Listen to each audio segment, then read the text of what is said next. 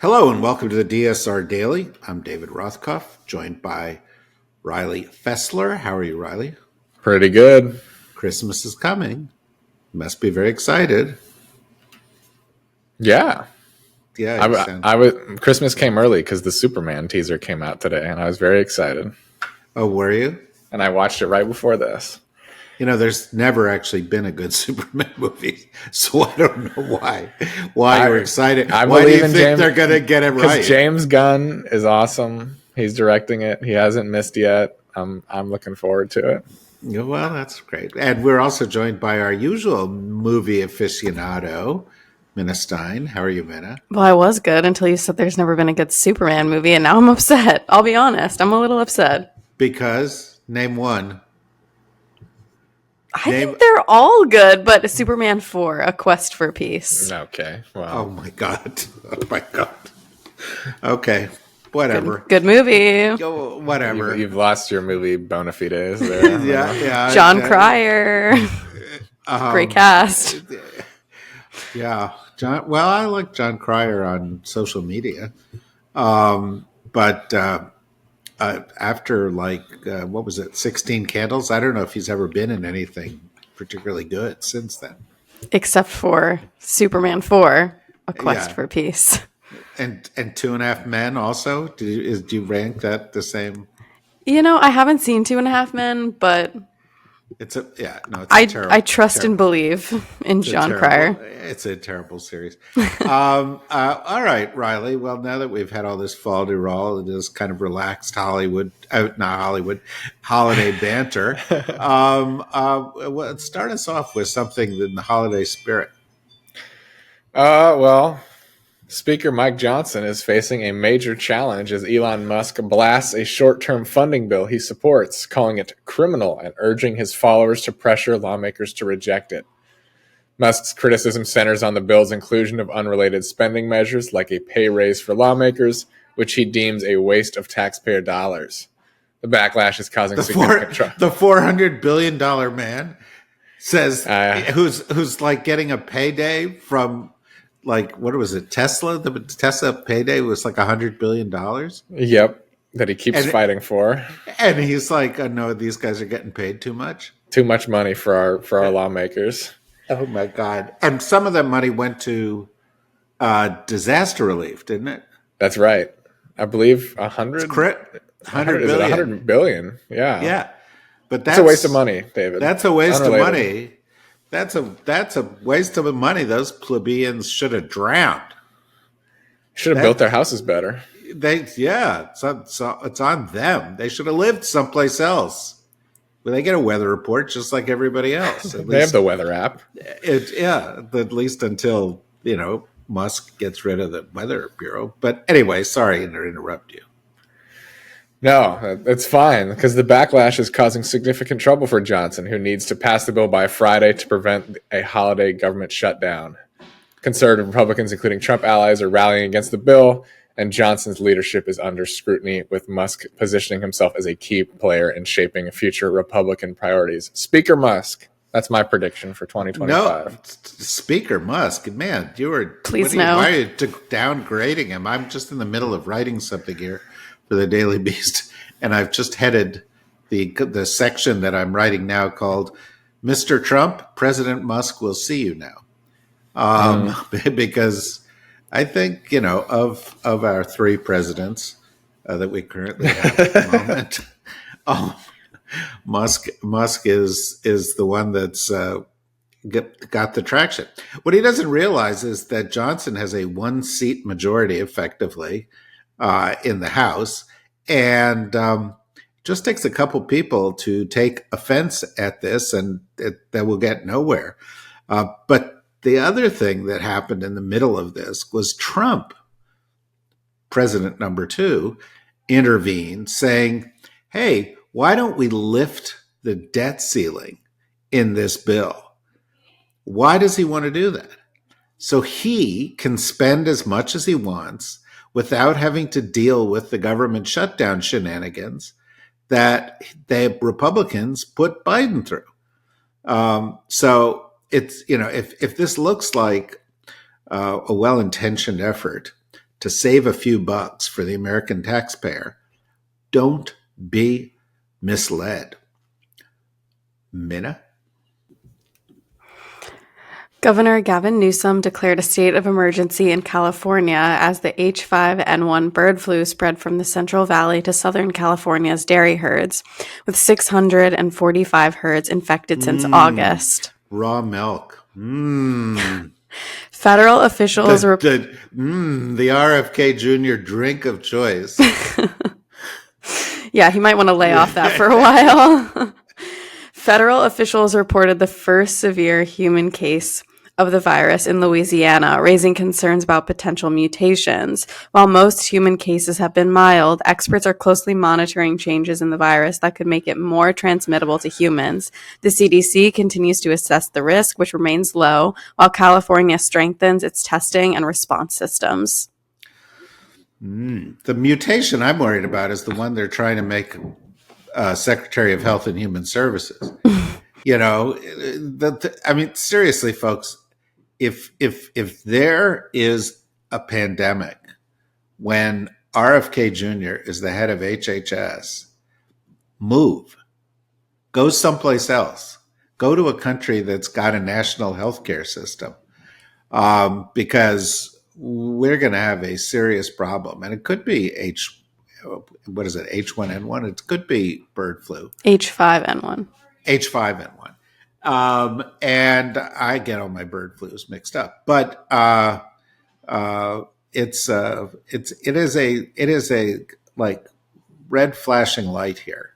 That we're trying to put in anti-vaxxers. And yesterday, several conservative senators expressed some concern about RFK Jr. Again, the margins are pretty thin in the Senate, because he's now on the record as saying the polio vaccine killed more people by creating a form of cancer than it actually saved. Other than being completely untrue, it reveals a deep prejudice in him against science, against vaccines, and against taking care of people and keeping them healthy and safe. Riley?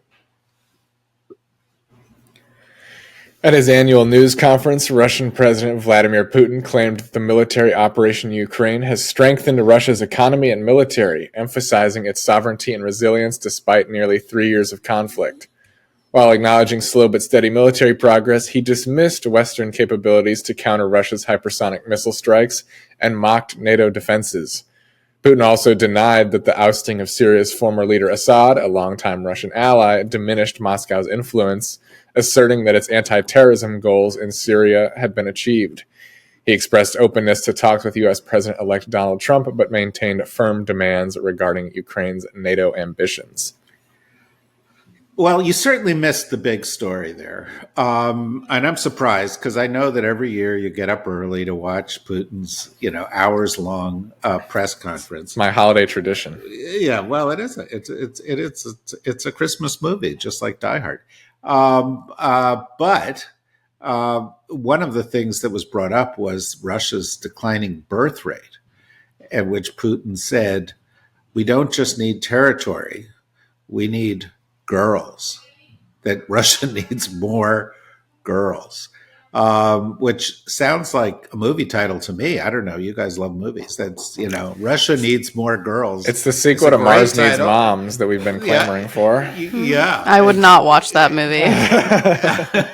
Russia needs more girls? No, thank you. Well, okay. I thought it was kind of not the strangest thing that he said in all of this, but he is a guy who's under a lot of pressure. He's not done very well this year. He can say what he wants about hypersonic missiles, and they've made small gains. But Ukraine, a much, much, much smaller neighbor, has been playing them to essentially a tie for 2 years. They've lost their foothold in Syria. Their economy is in the crapper. They have a demographic crisis. Putin himself is aging. NATO is bigger and stronger than ever, whether Trump wants to be part of it or not. And I think he's going to find it has more centrifugal force than he knows. This was not Putin's best year. You can hear more about that, by the way, if you listen to our mothership podcast, DSR, where we did a podcast on Wednesday looking back at the year, and we talked about Putin. We also have one coming out today looking forward to next year, 2025. Both of them are great and punchy and about 30 minutes each. So you can get a lot of smarts for cocktail parties and things you can say over the eggnog that people will say, very well-informed person. I wonder what they listen to. What podcast are they listening to? Minna?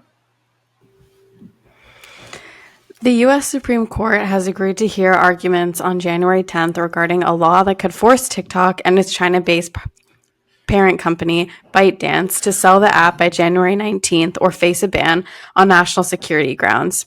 TikTok, used by 170 million Americans, argues that the law violates First Amendment protections and poses no imminent security threat, countering claims from the Justice Department that the app could manipulate content and misuse user data. If enacted, the ban would severely impact TikTok's U.S. operations, including their user base, advertising, and talent recruitment. ByteDance seeks to halt the law temporarily, while critics and lawmakers remain divided on TikTok's risk and rights. Gee, I wonder what's going to happen. I mean, it's the Supreme Court, so they'll probably stick closely to the letter of the law. But they also know that Trump really doesn't want to do this.